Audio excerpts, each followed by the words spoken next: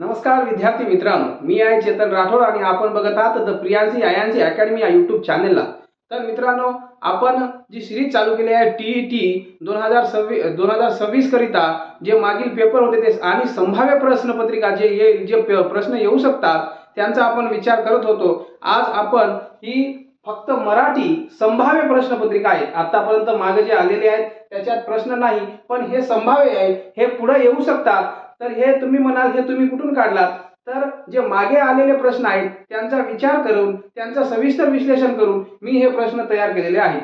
तर मित्रांनो, तुम्ही जर चॅनलला लाईक सबस्क्राइब केला नसाल तर सबस्क्राइब करा आणि मित्रांना शेअर करा आणि तुम्ही पण व्हिडिओ बघा आणि टीईटी 2026 ची क्वालिफाय व्हा मित्रांनो। चला चालू करूया। प्रश्न पहिला आहे आजचा, शाळा सुटली आणि मुले घरी गेली हे वाक्य कोणत्या प्रकारचे आहे? शाळा सुटली आणि मुले घरी गेली हे वाक्य कोणत्या प्रकारचे आहे? तर मित्रांनो, आपल्याला काय दिलेले आहे इथं बघा। पहिला आहे मिश्र वाक्य, दुसरा आहे संयुक्त वाक्य, तिसरा आहे केवल वाक्य आणि चौथा आहे प्रधान वाक्य।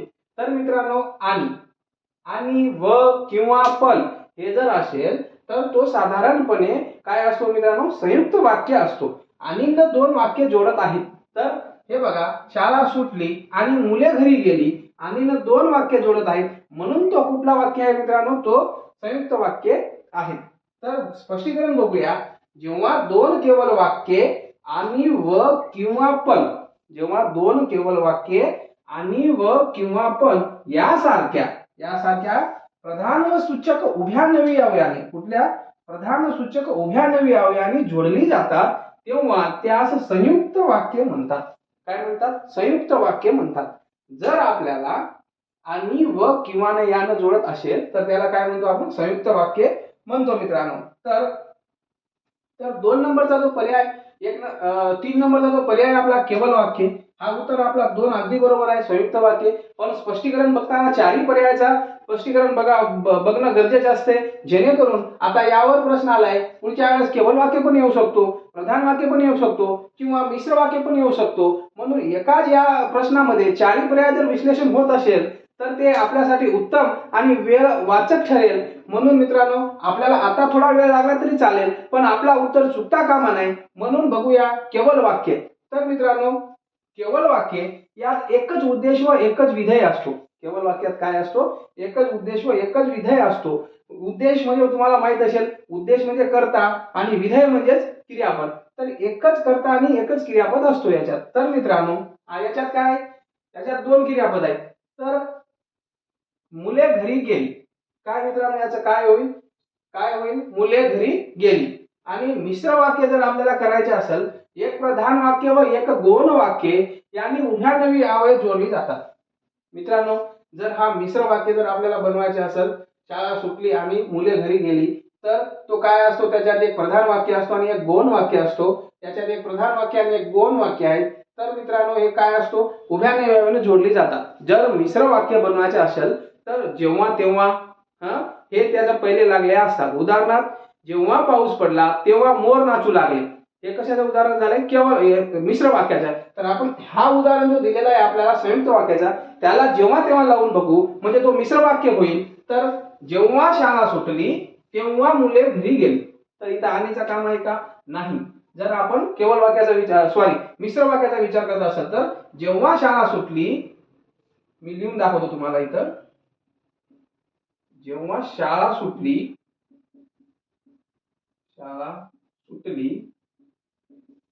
तेव्हा मुले घरी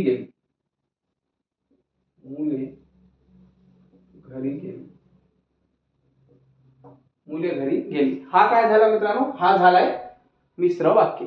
जर आता हे बघा, प्रश्न पहिल्यात आपण तिन्ही जे चारही पर्याय त्याचा सविस्तर विचार केलो, तर पुढील प्रश्नात पण आपण असा सविस्तर विचार करणार आहोत। थोडा याच्यात वेळ जाईल, पण प्रश्न आपला चुकणार नाही। प्रश्न चुकला नाही तर आपल्याला मार्क पडेल आणि आपण टीईटी इझी पास होऊ मित्रांनो।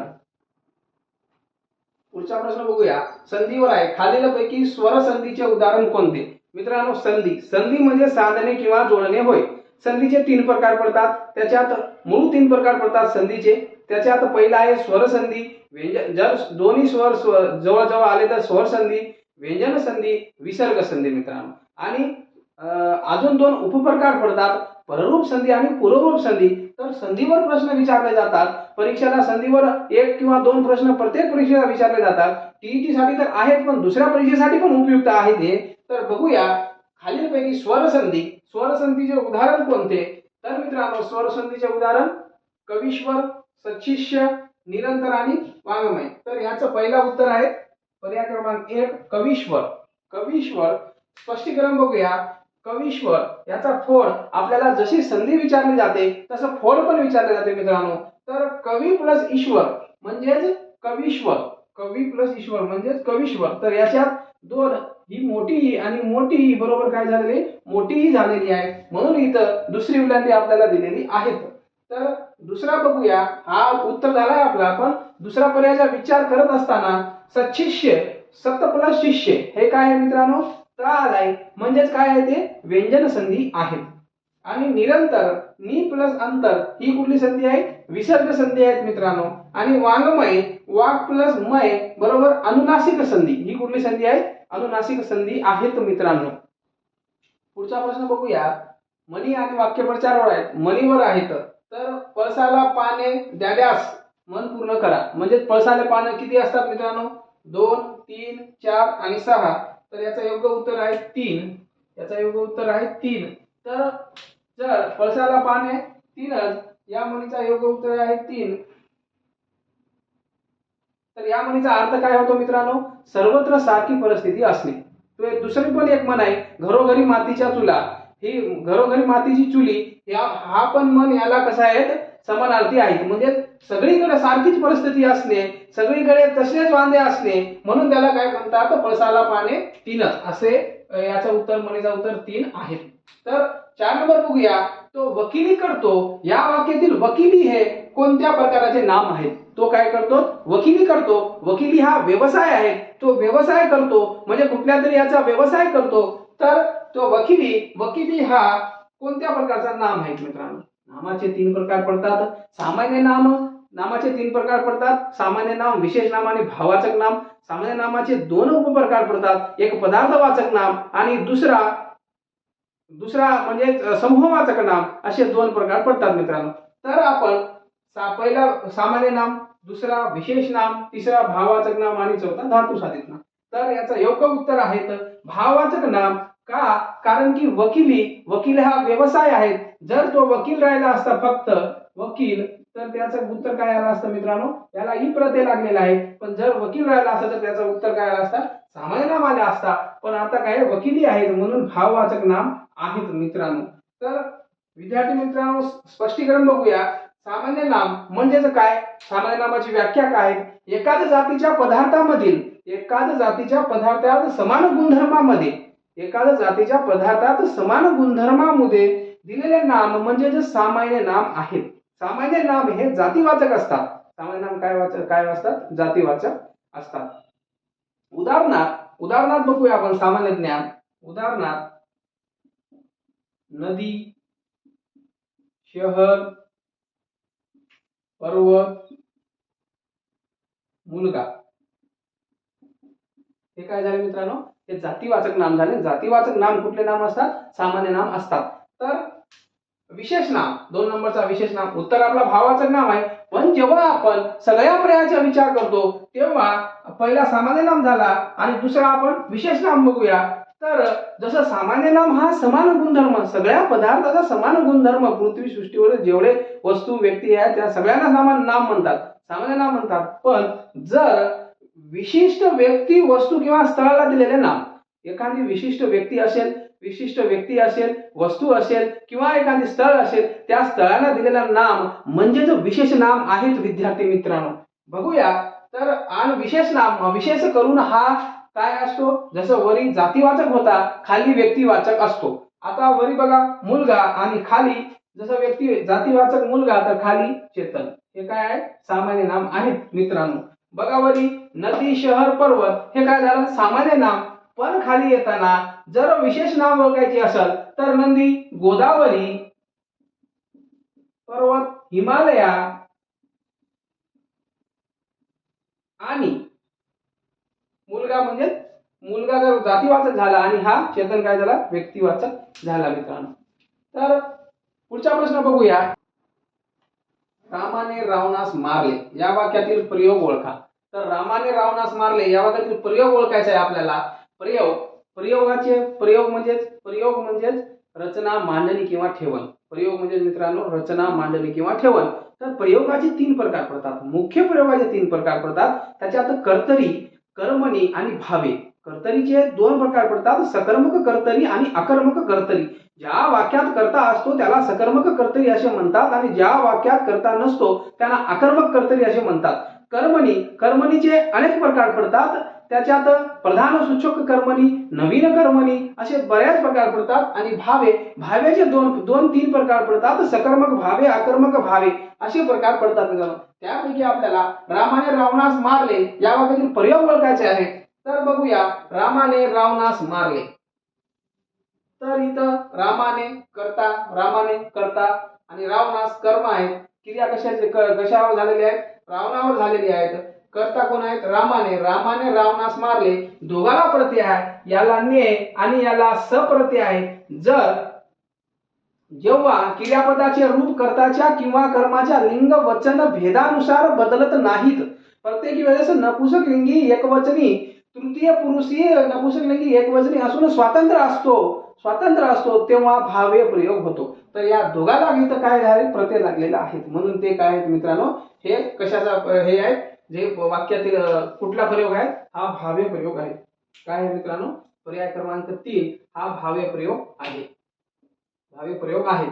कर्मणी प्रयोग आहे का, नाही. कर्तरी प्रयोग आहे का, नाही. कर्मकर्तरी प्रयोग आहे का, नाही.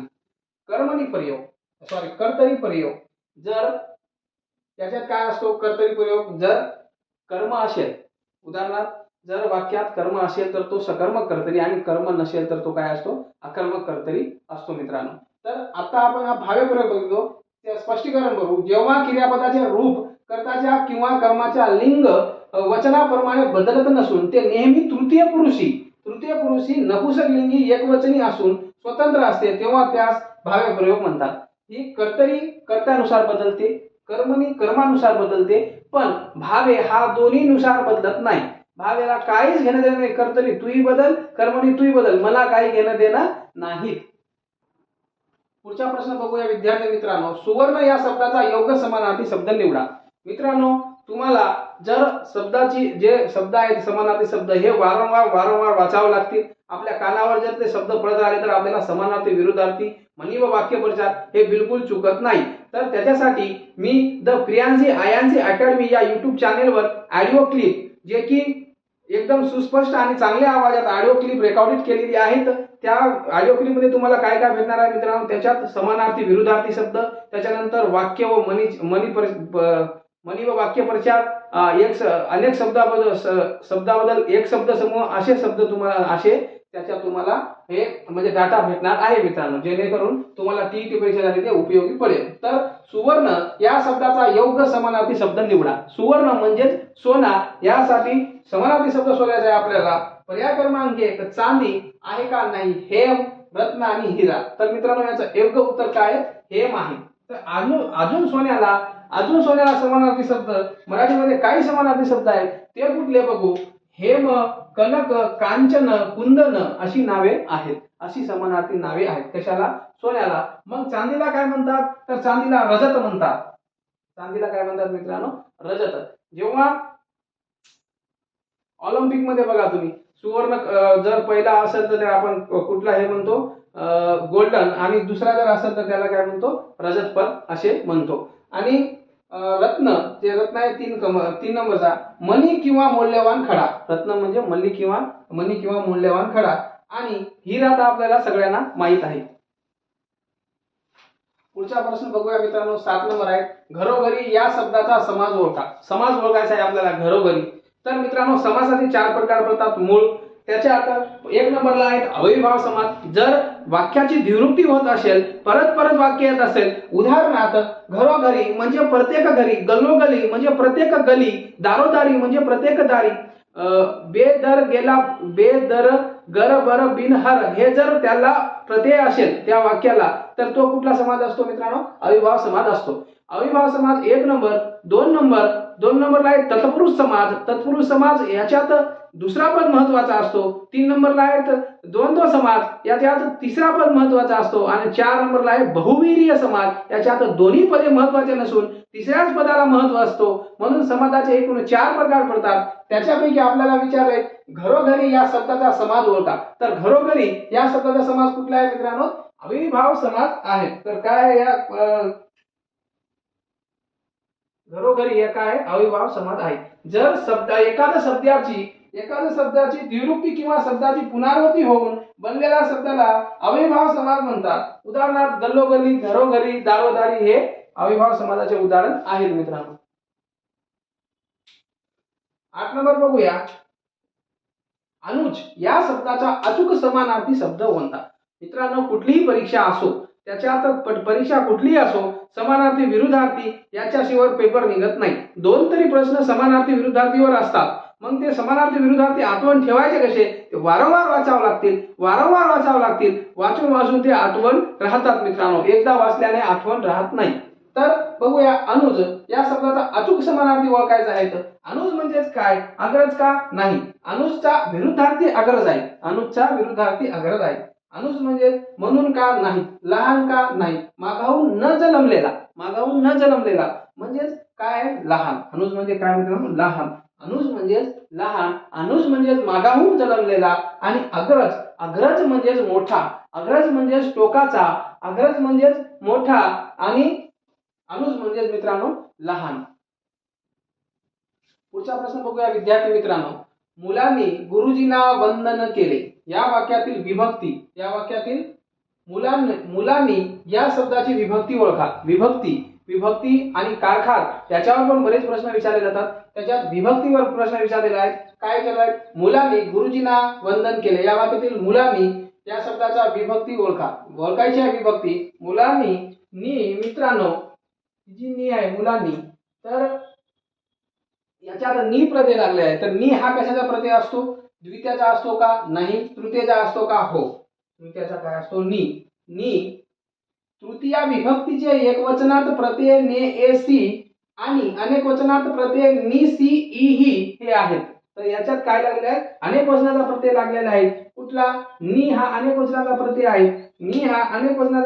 मित्रांनो. नी हा अनेक वचनाचा प्रत्यय आहे. अनेक वचनाचा प्रत्यय लागल्यामुळे तो काय? तृतीया विभक्ती आहे मित्रांनो. तर द्वितीया म्हणजे द्वितीयात कुठला प्रत्यय असतो? द्वितीयात स, ला, ना, ते. द्वितीयात प्रत्यय काय असतात? सला, नाते. आणि एकवचन आणि अनेक वचनात दोन्ही वचनात हे द्वितीयाचा प्रत्यय सला, नाते असाच असतो. आणि चतुर्थी मित्रांनो, चतुर्थी आणि द्वितीयाचे प्रत्यय दोन्ही वचनात सारखेच असतात.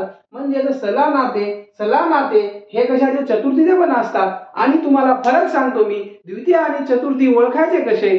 तर मित्रांनो, द्वितीया जर एखादी वाक्य कर्माला प्रत्यय लागत असेल, जर एखादी वाक्यात कर्माला सला, नाते प्रत्यय लागत असेल तर ती द्वितीय असते. आणि चतुर्थी विभक्ती त्याच्यात मित्रांनो कर्त्याला प्रत्यय लागतो. आणि चतुर्थी विभक्तीमध्ये जास्तीत जास्त शक्य करून द्विकर्मक असतात. त्याच्यात अप्रत्यक्ष कर्म आणि प्रत्यक्ष कर्म असे 2 कर्म असतात. तर अप्रत्यक्ष कर्म म्हणजे वस्तुवाचक. जर वस्तुवाचक प्रत्ययाला जर सला, नाते लागून असेल तर तो चतुर्थी विभक्ती असतो. आणि जर प्रत्यक्ष कर्म जर असेल तर वस्तुवाचक, आणि अप्रत्यक्ष कर्म जर असेल तर व्यक्तिवाचक असते मित्रांनो.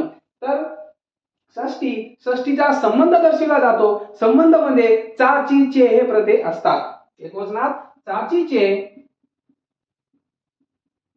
आणि झा, झी, झे पण प्रत्यय असतात मित्रांनो. हे पण प्रत्यय असतात. तर तुम्ही विभक्तीचे प्रत्यय हे पाठ करून ठेवा, जेणेकरून प्रत्ययावरूनच तुम्हाला उत्तर काढता येईल. प्रत्यय आणि कारखाना जर तुम्ही पाठ केला तर विभक्तीचा तुमचा एक पण प्रश्न चुकणार नाही मित्रांनो. पुढचा प्रश्न बघूया मित्रांनो. खालीलपैकी शुद्ध शब्द ओळखा. शुद्ध आणि अशुद्ध या शब्दावर पण प्रश्न विचारले जातात. तर आपल्याला शुद्ध शब्द ओळखायचे आहेत. तर हे बघा, आशीर्वाद. तर मित्रांनो हे बघा, हे दोन्ही तर गेलेलेच आहेत.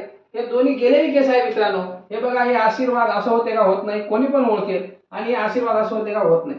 तुम्हाला फक्त आपल्याला फक्त ही विलांटी बघायची आहे. ही पहिली विलांटी यायला नको. पहिली विलांटी आली तर आपला कार्यक्रम फिक्स आहे. पण पहिली विलांटी यायला नको, दुसरी विलांटी यायला पाहिजे. फक्त विलांटीचा इथं फरक आहे. जर दुसरी विलांटी आली तर शुद्ध शब्द आहेत, नाहीतर हा सगळे अशुद्ध शब्द आहे, सगळे बेकार शब्द आहेत. म्हणून हा आशीर्वाद बराबर आहे. म्हणून खालीलपैकी शुद्ध शब्द कोणता आहे? हा आशीर्वाद हा बराबर आहे मित्रांनो. बरेच शुद्ध आणि अशुद्ध हे विचारले जातात शब्द. परीक्षा विचारली जाते, निलिमा विचारली जाते, जे आतापर्यंत आले ते सांगालो मी तुम्हाला. त्याच्यानंतर नाविन्य विचारला जातो. हे बरेच शब्द विचारले जातात मित्रांनो. शुद्ध आणि अशुद्ध शब्द जर आपण पाठ केलो, जर आपण वारंवार त्यांना वाचला तर आपला प्रश्न बिलकुल चुकणार नाही. तर पुढचा प्रश्न बघूया. सूर्योदय झाला आणि अंधार नाहीसा झाला. सूर्योदय झाला आणि अंधार नाहीसा झाला या वाक्यातील आणि हे कोणत्या प्रकारचे अवयव आहेत? आणि हे कोणत्या प्रकारचे अवयव आहेत? तर मित्रांनो, विकल्पबोधक आहे का, न्यूनत्वबोधक आहे का, समुच्चयबोधक आहे का, की परिणामबोधक आहे? तर आणि काय आहेत मित्रांनो? उभ्यानवी आहेत. उभ्यानवी अवयवाची व्याख्या काय आहेत? दोन शब्द किंवा अवयव, दोन शब्द किंवा वाक्य जोडणाऱ्या याला समजा वाक्याला काय म्हणतात? उभ्यानवी अवयव म्हणतात. जर दोन शब्द किंवा दोन वाक्य जोडायचे असेल तर कशाला जोडतो आपण? उभ्यानवी अवयव यांना जोडतो. उभ्यानवी अवयवाचे दोन प्रकार पडतात. त्याचे मुख्य दोन प्रकार पडतात आणि त्याचे जे उपप्रकार आहेत ते दोन्हीचे चार चार पडतात. तर आपल्याला इथं काय विचारलंय? आणि काय आहे? तर आणि विकल्पबोधक आहे का? नाही. विकल्प म्हणजे पर्याय. विकल्प म्हणजे पर्याय. त्याच्यात काय येतो? 10 किंवा 15. विकल्प म्हणजे पर्याय 10 किंवा 15 किंवा आलाय त्याच्यात आणि व आलाय.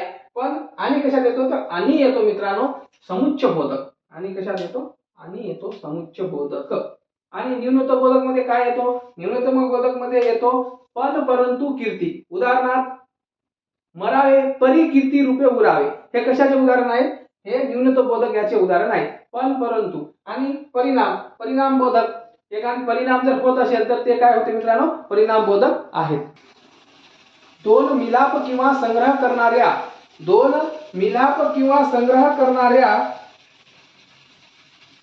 उभ्यानवी अवयवाला समुच्चयबोधक उभ्यानवी अवयव म्हणतात. आणि व शिवाय हे त्याच्यात काय येतात? हे शब्द जर असेल आणि व शिवाय आणखी, तर हे काय असते? समुच्चयबोधक असते मित्रांनो. हे पाठ ठेवा तुम्ही. हे पाठ केलं तर तुम्हाला हे उभ्यानवी अवयव एवढा सोपा टॉपिक आहे हा. एकदम सविस्तर तुम्हाला समजेल. फक्त त्याच्यात काय येतो?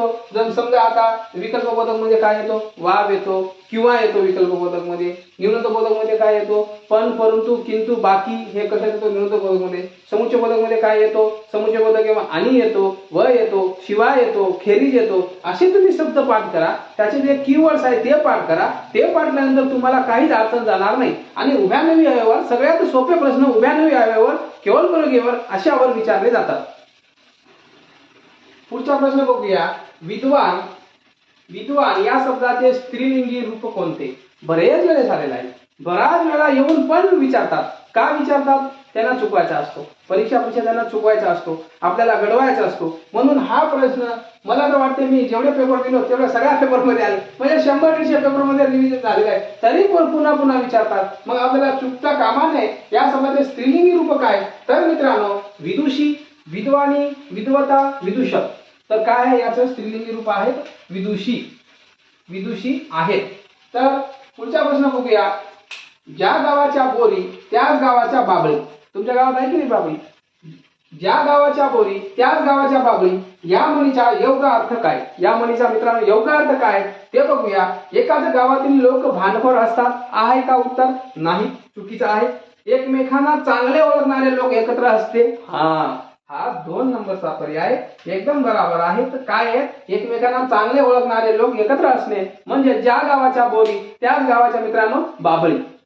तर 3 नंबर बोरी आणि बाबळी शेजारी असणे हे आहे का उत्तर? नाही. आणि दृष्ट माणसांनी एकत्र येणे हे आहे का? नाही. हा पण चुकलाय. 2 नंबर आपला उत्तर बरोबर आहे. तर मित्रांनो जर तुम्हाला अशाच प्रकारे नवनवीन व्हिडिओ जी आता आपली टीईटीची सिरीज सुरू आहे जर तुम्हाला ही कंटिन्यू करायची असेल तर तुम्ही द प्रियांशी आयांशी अकॅडमी या YouTube चॅनलला लाईक, शेअर आणि जर तुम्ही पहिली वेळेस चॅनल बघत असाल तर सबस्क्राईब करायला विसरू नका आणि मित्राला पाठवा. तुम्हाला PDF नोट्स पाहिजे असेल तर 7517 7517083504 या नंबरवर तुम्ही व्हॉट्सअप हाय पाठवू शकता. तुम्हाला पीडीएफ नोट्स आणि ऑडिओ रेकॉर्डिंग मिळेल मित्रांनो. फक्त त्याची मिनिमम प्राइस आहे 199 रुपये. त्याच्यात तुम्ही टीईटी 100% पास होऊ शकता. हा आपला मराठीचा पहिला भाग झाला. आपण मराठी आणि कंटिन्यू करणार आहोत संभाव्य प्रश्नासाठी. आणि जे आपले दुसरे व्हिडिओ आहेत जे मागील आलेले प्रश्नपत्रिका आहेत त्यांचं आपण विश्लेषण ते सविस्तर आपण घेणार आहोत. त्यांचे जवळपास 12-13 भाग झाले. ते कंटिन्यू जिथपर्यंत टीईटीचा पेपर होत नाही तिथपर्यंत ते कंटिन्यू चालणार आहेत मित्रांनो. धन्यवाद.